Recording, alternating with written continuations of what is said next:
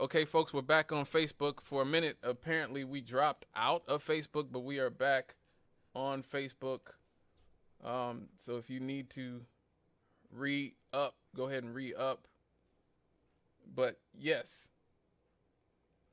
the social conditions of late 60s, early 70s, New York City, the city was broke. The city had all-time crime, all-time high crime rates. You had slumlords. You had all these slumlords who were burning down buildings on purpose to collect the insurance. This is what the 1960s and 70s were like in New York City.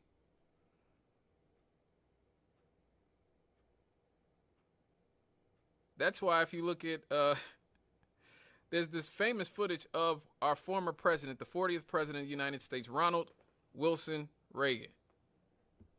He's walking through the South Bronx when he's running for president, either in 76 or 80, I don't know exactly, but there's a famous footage of him saying, "Good Lord, this looks like London after the Blitz."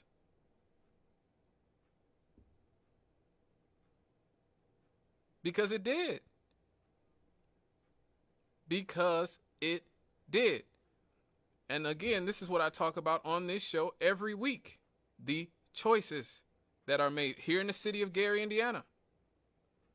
My school that I went to for 7 years, from 6th grade till I graduated from high school, Emerson School for the Visual and Performing Arts, it looks like London after the Blitz as well. Much of Gary, Indiana, and East Chicago, and Hammond, and a lot of Northwest Indiana has a look, especially here in Gary, of post-evacuation Chernobyl. That's why, if you remember, there was a series on TV called Life After People on the History Channel. Y'all remember that? Life After People on the History Channel? I do. They actually did an episode about what Chicago would look like if it had been completely abandoned by the human race for 30 years.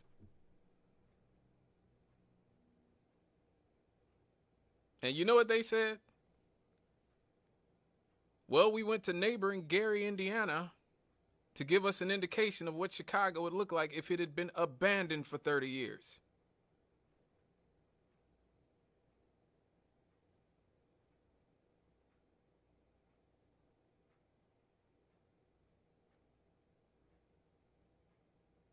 Think about that. Gary hasn't been abandoned. I've lived here for the last 30 years myself.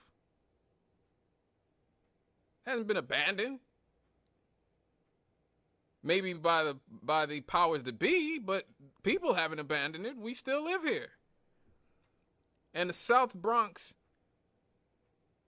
was very much the same way in the 1970s, 60s, and 1970s, just like many communities, particularly black communities in this country, are in that way.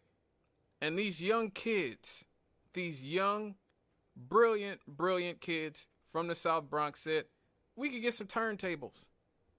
We can get a microphone. We could have a party. We can get together. And that's how you end up with the Sugar Hill Gang with Rapper's Delight. That's how you end up with hip-hop music, hip-hop culture. These kids were inventing their own style of dress. They were inventing their own style of dance.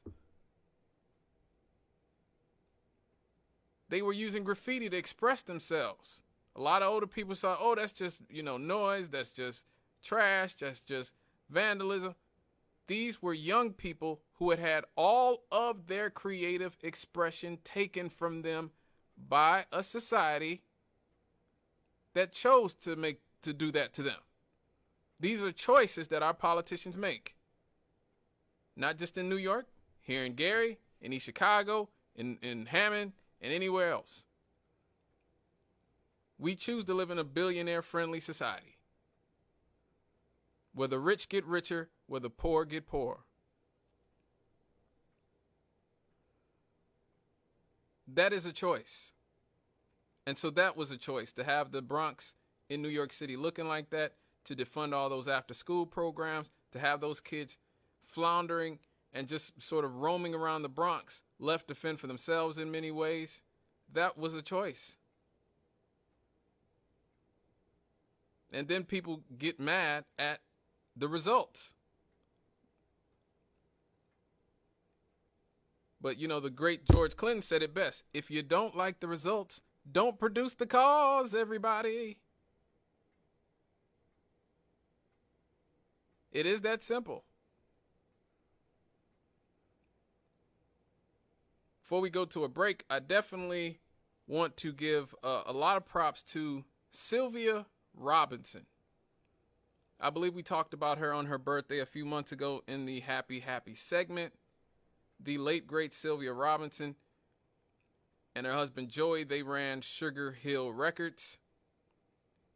She saw very early on what hip-hop had the potential to be, probably before anybody else. Now, Sylvia Robinson had been a famous singer some years earlier, in like the earlier decades, in a duo called Mickey and Sylvia. Yes, she's that Sylvia Robinson from Mickey and Sylvia.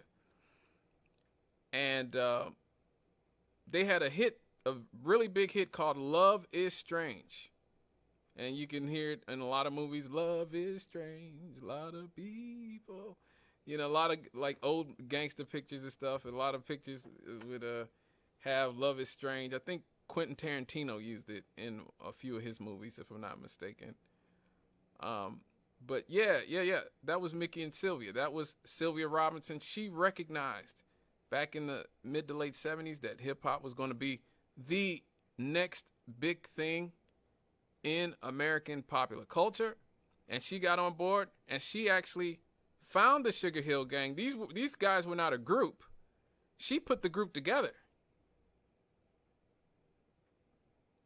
She put Big Bank Hank and Wonder Mike and Master C together. A lot of people think that the song Rapper's Delight samples Chic's Good Times. But in actuality, it is an interpolation of Chic's Good Times, played by the Sugar Hill Records band. Because they didn't have samplers at that point, I don't believe, in 1979. I don't think samplers had been invented or weren't mass marketed at that point electronically. So that is a band, a full band replaying, interpolating Chic's Good Times, which is a great song, one of the great songs of the disco era. Chic themselves is one of the greatest bands in history. I think I've gone on ad nauseum when we've celebrated different members of Chic's birthday here in the Happy Happies about how great of a band they were. But the Sugar Hill Records band was a great band as well. And it was this woman, this black woman, Sylvia Robinson, who had the whole idea for all of it. She's one of the most important figures in the history of American music.